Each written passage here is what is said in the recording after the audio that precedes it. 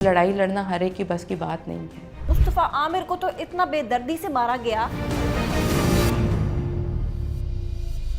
Please वो toss करके उसने मारा। मुझसे प्लीज ये बात नहीं करें।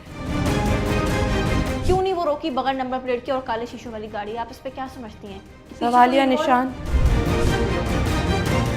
गिजरी थाने का एक एएसआई अरमगान के साथ मुलव्वस पाया गया है सहूलतकारी में। बातें तो मुझे अब समझ में आना शुरू हुई है ना कि मेरी एफआईआर पे कोई कार्रवाई क्यों नहीं हो रही थी। इस ऐसे जानवर की, ऐसे हैवान की, ऐसे भयानक इंसान की मैं चाहती हूँ कि इसको वही सजा, वही तकलीफ़ें, इसको वही तकलीफ़ें दी जाए जिस तरह से इसने मेरे बच्चों को तकलीफ़ें दी। 2025 का सबसे हौलनाक और लर्ज़ाखेज़ कत्ल मुस्तफ़ा आमिर कत्ल केस की बात कर रहे हैं।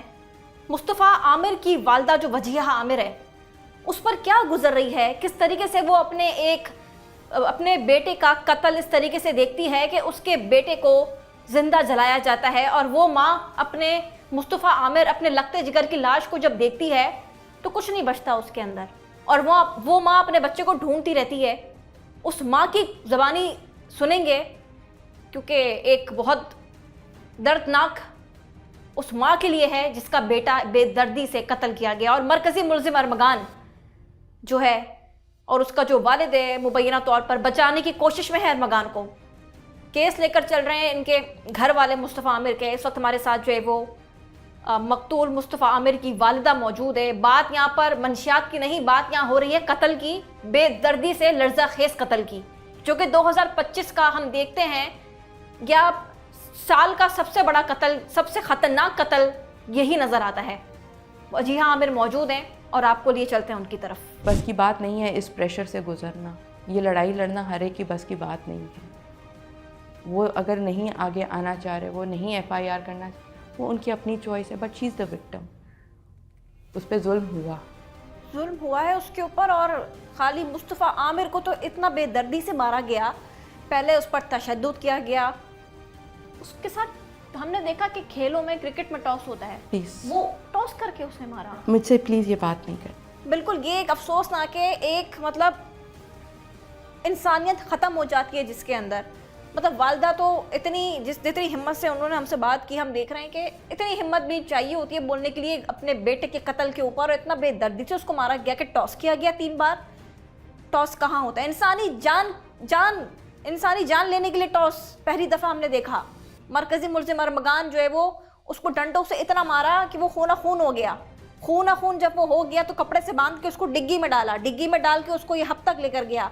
मुझे ये बताएं, जब ये कराची से हब तक लेकर गया तो क्यों नहीं चेकिंग की गई पुलिस की जानिब से? आप कराची पुलिस की नाअहली समझती हैं इसके अंदर? इस बारे में मैं कुछ नहीं बोलूँगी, ये सवाल करने का आप लोग हक रखते हो, क्योंकि इसी गाड़ी के पीछे तो मेरे बच्चे को ढूंढ नहीं रहे थे कि काश कोई पुलिस वाला रोकता और आपका बच्चा जिंदा हो, उसमें ज़ख्मी हालत में मिल जाता। काश कि कराची में लॉ एंड ऑर्डर की सिचुएशन जो है, अगर कराची पुलिस थोड़ा सा चेक करके स्नैप चेकिंग लगाते हैं ये लोग, क्यों नहीं वो रोकी बगैर नंबर प्लेट की और काले शीशों वाली गाड़ी? आप इस पे क्या समझती हैं? सवालिया निशान, कोई सिस्टम पे सवालिया निशान, हमारे सिक्योरिटी पे सवालिया निशान। गिजरी थाने का एक एएसआई अरमगान के साथ मुलव्वस पाया गया है सहूलतकारी में।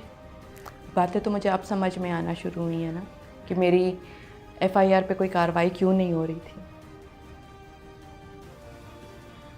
जब उस लड़की को अस्पताल ले जाया गया है तो डिफेंस थाने के और 15 के एहलकार आते हैं और जान छुड़ा के चले जाते हैं वहाँ से। अपनी अरमगान था, क्योंकि अरमगान के खिलाफ कोई कार्रवाई नहीं होती। तब भी आपने जब आवाज़ उठाई है तो कड़ी से कड़ी खुली है, और ये सारे सहूलतकार सामना है जिसमें हमारे खुद कानून नाफिज करने वाले इदारे शामिल हैं। इसमें आप क्या कहेंगी?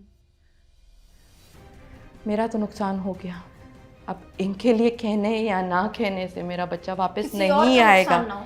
तभी तो खड़ी हूँ मैं, तभी तो अपना दुख दबा के उसको एक एनर्जी समझ के इसलिए खड़ी हूँ कि मैं इनको बताऊँ कि प्लीज़ इसको बाहर मत निकालो। सिर्फ ये 2-3 वाक़ये सामने आए हैं। एक दिन वो तशद्दुद करके फेंक देता है, दूसरे दिन वो किसी को तशद्दुद करके जान से मार देता है, तीसरे दिन पता नहीं वो अब निकलेगा तो वो तीसरा क्या करेगा और चौथा क्या करेगा, या पास्ट में वो क्या करता आया है, इस ऐसे जानवर की, ऐसे हैवान की, ऐसे भयानक इंसान की का बाहर होना नहीं है।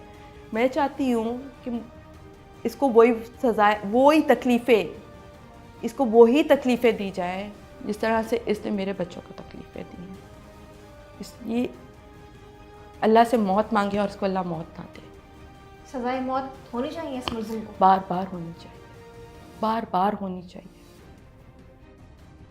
सजाए मौत एक दफ़ा नहीं, बार बार होनी चाहिए। और वालदा ने कहा है कि अरमगान मौत मांगे और अल्लाह उसको मौत ना दे, क्योंकि जिस बेदर्दी से इसने मुस्तफ़ा आमिर का कत्ल किया है, ये एक उस माँ की आवाज़ है जो कि इंसाफ मांग रही है और उम्मीद कर दी है इस अदलिया से, हुकूमत सिंध से, वफाकी हुकूमत से, सारी हुकूमतों से कि इनको इंसाफ दिया जाए। मुस्तफ़ा आमिर का जो कत्ल हुआ है उसका जो मरकज़ी मुल्ज़िम और जो सहूलतकार हैं उनको सज़ा होनी चाहिए, बाहर नहीं आना चाहिए, क्योंकि ये एक बहुत तहलका खेस और बहुत दर्दनाक कत्ल है जो कि सिर्फ मुस्तफ़ा आमिर की वालदा पे ही नहीं बल्कि पूरा पाकिस्तान में हम देख लेना, अगर कराची समेत दीगर जगहों पे, तो हर जगह एक ही ज़बान पर एक ही कत्ल का जिक्र है और वो है मुस्तफ़ा आमिर का कत्ल।